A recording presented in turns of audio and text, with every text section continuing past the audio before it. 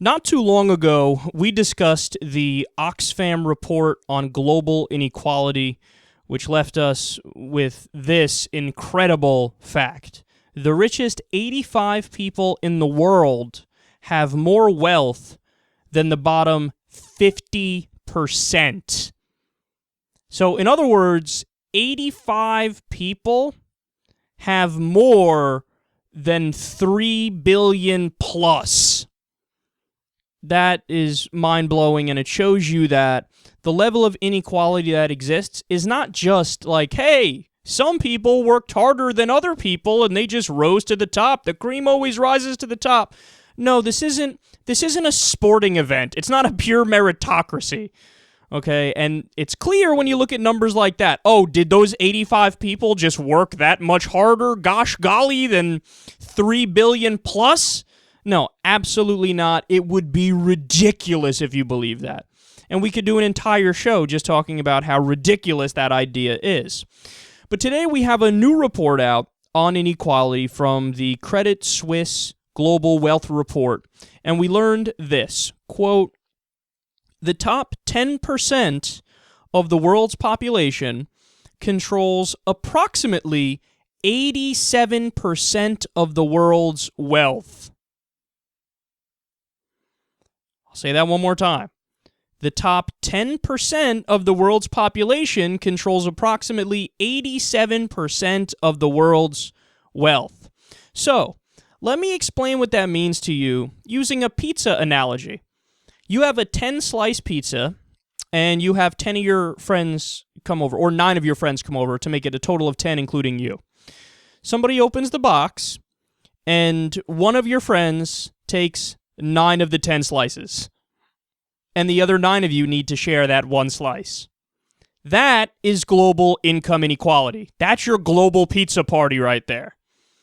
I mean, that should, to even the biggest authoritarians on the planet, the furthest right-wing conservatives, the capitalists, no matter who you are, when you hear that, you have to say, oh, so this system's fucked. This system's rigged. This system is not a pure system. Again, I go back to my meritocracy point. Is it really possible for one person to just work that much harder than somebody else, where one person can work a full-time job, make minimum wage in the U.S., which means it's less than a living wage, which means they work full-time and they don't make enough money to survive, and then you have somebody else who is some cushy CEO or CFO on Wall Street. They sit in their office all day.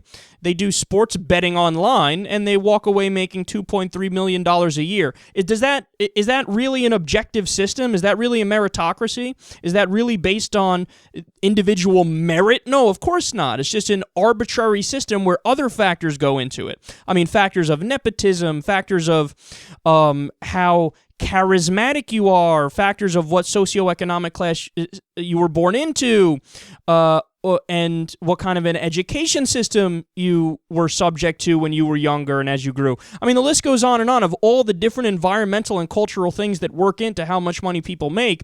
And the end result that we have today, I think even the most abrasive far-right conservatives would have to look at these numbers and go, yeah, that's not right. It should not be that big of a disparity. So, what's the inevitable conclusion? I love the direction this points in. You ready?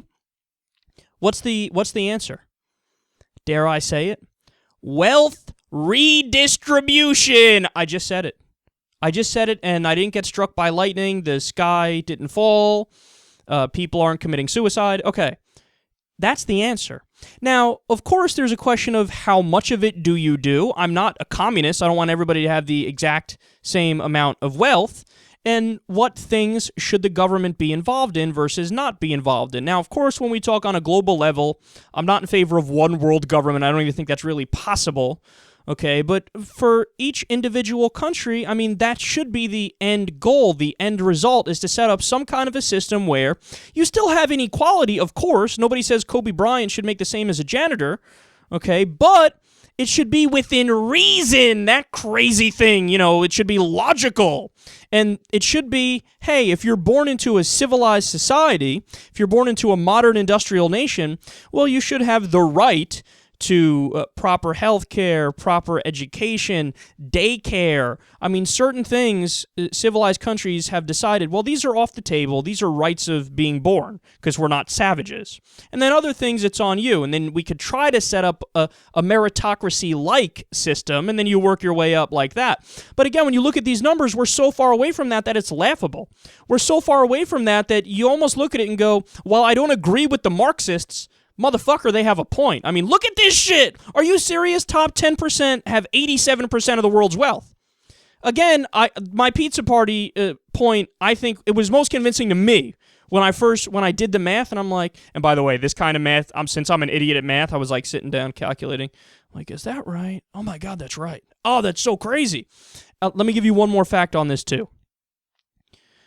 The top 1% owns 48% of the world's wealth. So again, to go back to my pizza analogy, well, you can't cut one person into a half of a person, so that wouldn't make sense. I guess we have to have a 100-person pizza party because I suck so bad at math. But okay, seriously, if we do, so you invite over 99 friends, plus yourself makes it 100, to have a pizza party. And there are 100 slices there, one for everybody, okay?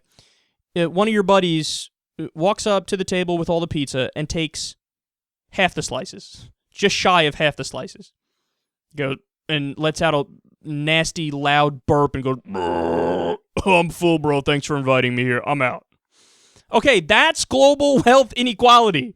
100 people, 100 slices of pizza, one dude takes 48 slices. That's the system we live under right now. And conservatives wonder why liberals get so mad when they say, well, we just can't afford. Sorry, we just can't afford universal health care. We have to give all of our money to the rich, and we also have to fund endless war, and we have to fund corporate welfare. So that's where we're focused right now. Sorry, ExxonMobil gets the money, Wall Street gets the money, and Raytheon and Boeing get the money, but you can't have health care, you can't have food to make sure you don't starve. This is why we get mad. There needs to be a big effort to get back to government policies, not just in the U.S., but everywhere where there's a functioning government. We need to get back to policies which fight back against this insane, freakish maldistribution of wealth. We need to make it so that we have unions that fight back against the consolidated power and wealth and the ownership class. We need to raise the minimum wage. Again, we need to do universal health care, universal education, reallocate the tax dollars that go to war and corporate welfare towards that. And there are many other things we could talk about that at least start making a dent in the insane system that we have right now.